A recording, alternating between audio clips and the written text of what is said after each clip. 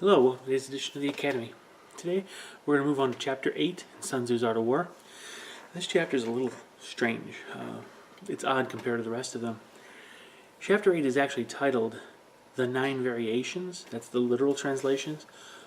But the title doesn't really make sense for a couple different reasons. The first one is the fact this chapter is extremely short. It's only 14 sentences long. And Sun Tzu doesn't actually talk about 9 anything. He doesn't enumerate 9 different things. And he spent a couple times in previous chapters talking about how the variations of tactics are infinite.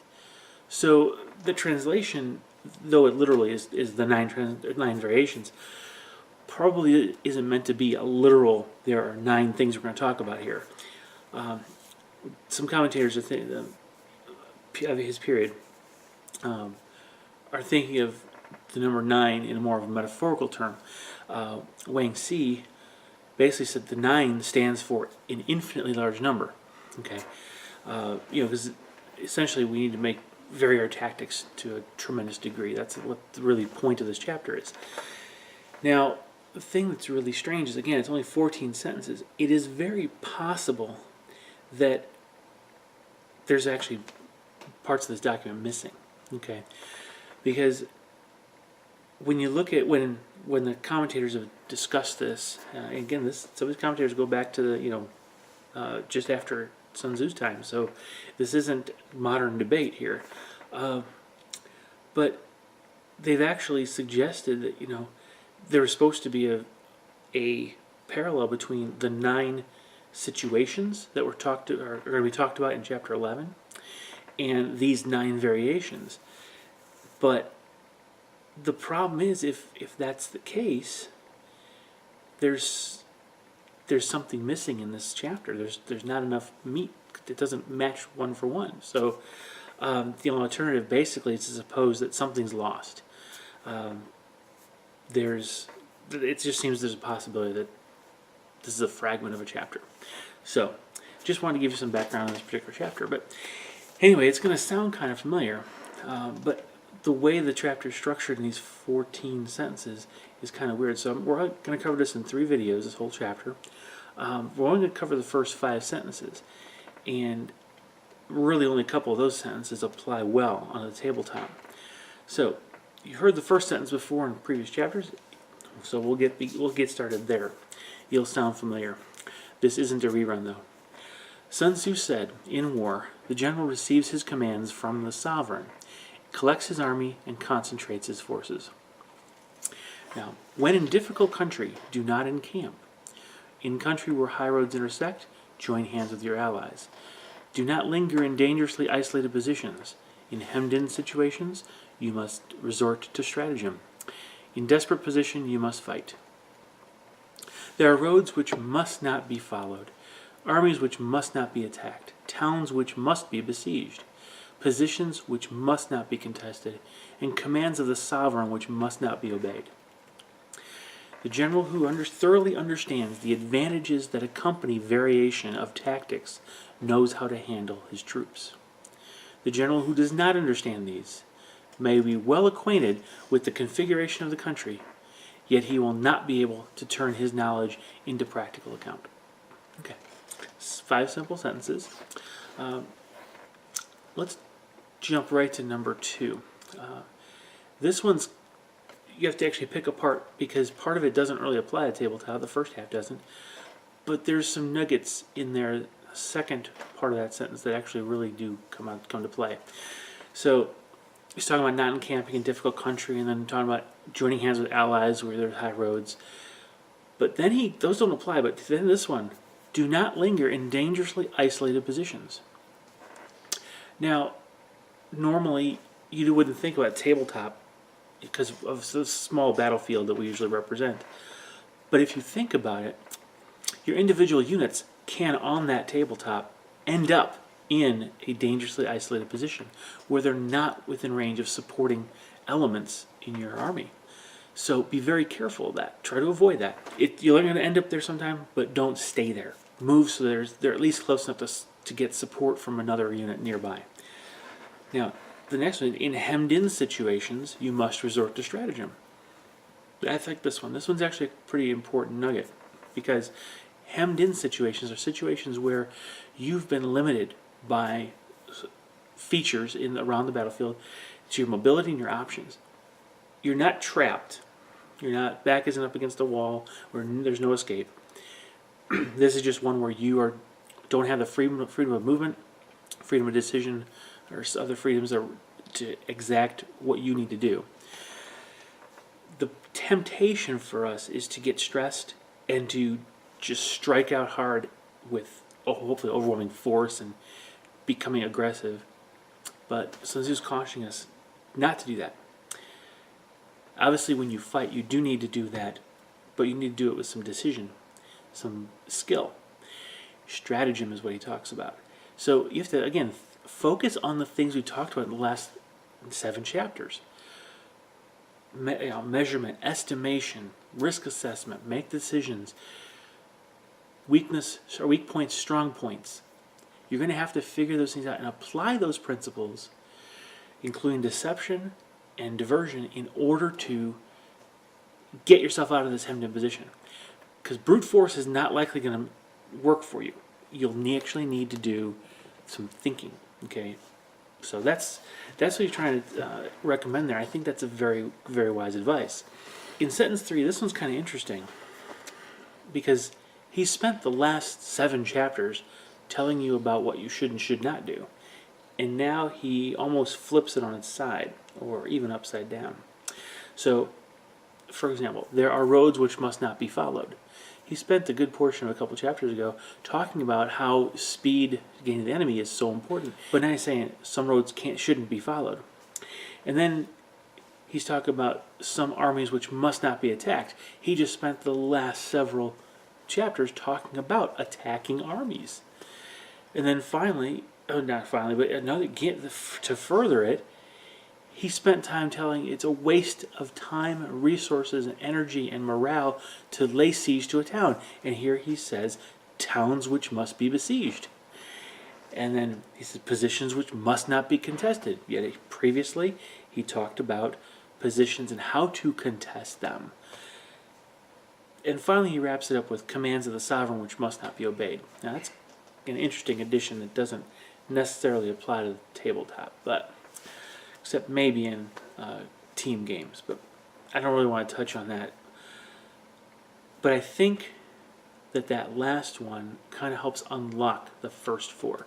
Because if you think about it, let's use Hitler as an example, because he dictated a lot of things to his army, the way they should prosecute their campaigns.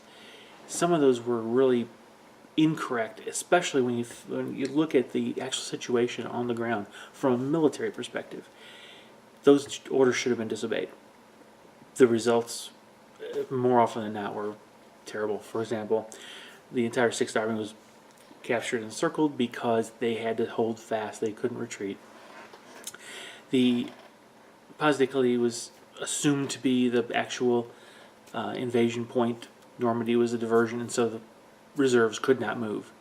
No one challenged the Fuhrer on it. Okay, these were stupid mistakes that, had the generals on the ground closest to it had the authority to exact and actually had the guts to do it, they probably would have pulled themselves out of a bad spot. Now, I don't know if they would change the war any, but still, it's a good example of how what the sovereign may want may not be practical on the battlefield. So you have, okay, so given that, and if you think about the Chinese, they're so all about obeying the authority.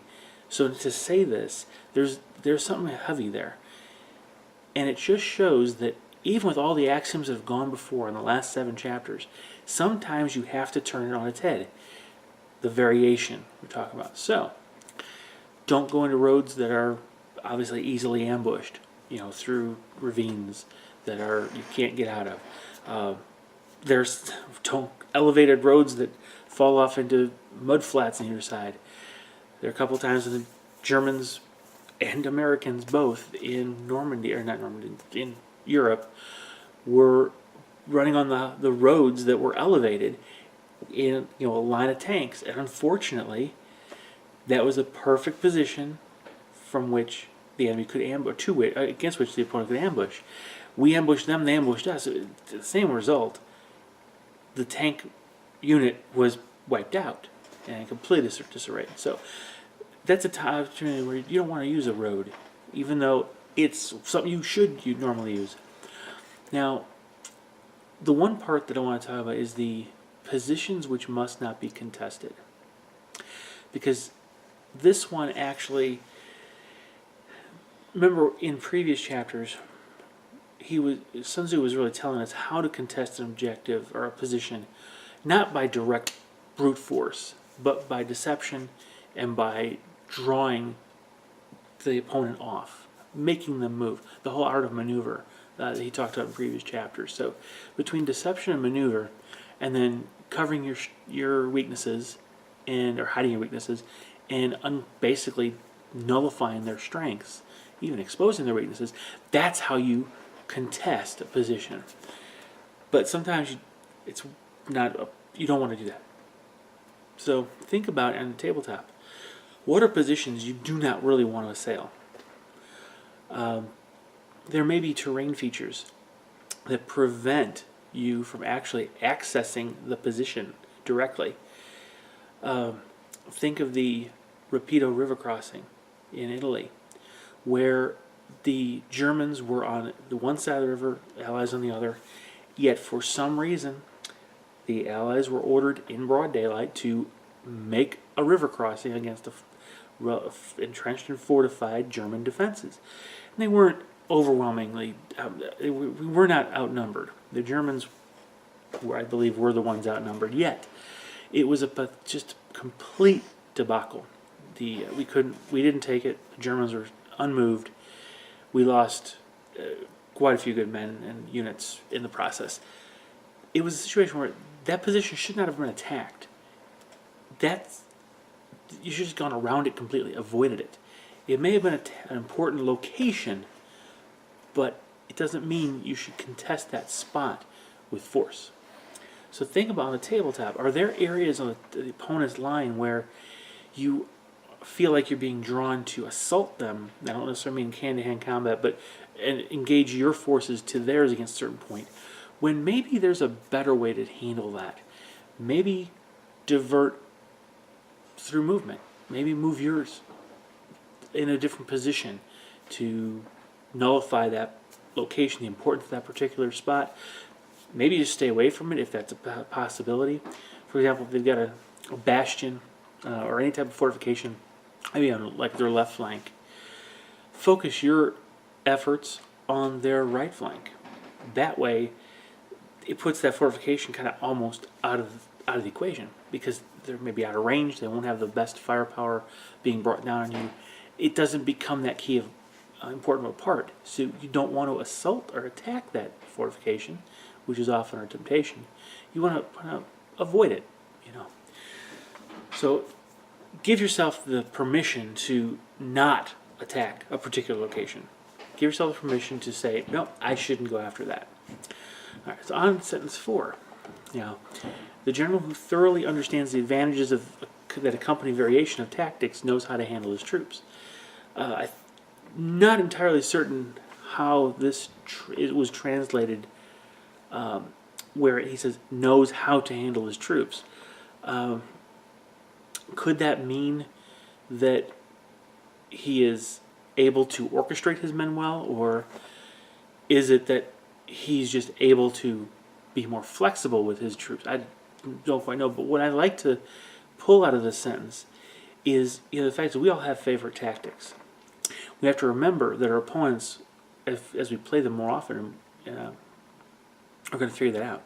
And in fact, we've seen several times in history where two generals who have gone up against each other repeatedly eventually do learn their opponent's way of thinking and can start to plan against that, right? So it's very important you learn how to vary your tactics. And so I want to kind of explain this knows how to handle his troops in this way. If I understand the advantage of varying my tactics, that means I know how to handle my units in a variety of situations, in a lot of different ways. I have a very flexible way of implementing different tactics. I can use my units in different ways, effective ways, not just different ways. And so that's what it's about. If I understand variation, then I'm going to know how, I'm going to figure out how each of my units can be used in different ways. And that means when I come to that variation moment where I have to decide to do this different thing, I'll know how to use my units in that particular way. That's what I think he's really getting at here. So again, everything we've talked about before is how to do it, but now remember, you got to sometimes vary it up a bit so you don't become predictable. And this last sentence, I think actually does make a good point that I think applies very well at tabletop. The general who does not understand these, that's the variation of tactics, may well be acquainted with the configuration of the country, yet he will not be able to turn his knowledge into practical account. What he's saying there is that you may completely understand and have all the advantages of the position you're in. You know the terrain. Matter of fact, you may have been able in a scenario to set up the terrain yourself. You've got all the defensive positions. Everything is the way you understand how the ground is laid out, how it's going to impact you. But if you don't understand how to do the variation, you're not going to actually be able to use that very much to your benefit, because as the fluidity of the battle unfolds, well, what ends up happening is your plan doesn't go as planned.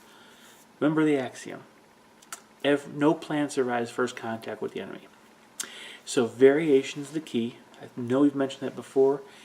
And so here, even if you have a complete knowledge of the terrain, your positions, and how best to set your stuff up, if the opponent turns the tables in such a way that you can't adapt, you can't vary your strategy, you can't vary your tactics, none of those positions, none of the knowledge of your terrain is going to make a difference.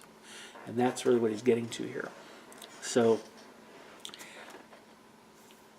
kind of 5 odd sentences to throw in this particular one. The next couple videos, things are a little bit more well knitted together. So, I hope there's nuggets you pulled out of this particular video.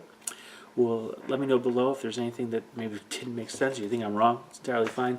This is one of those very strange topics that sometimes can be a little bit hard to dissect. So, look forward to seeing you next week in the next edition of the Academy. Bye-bye.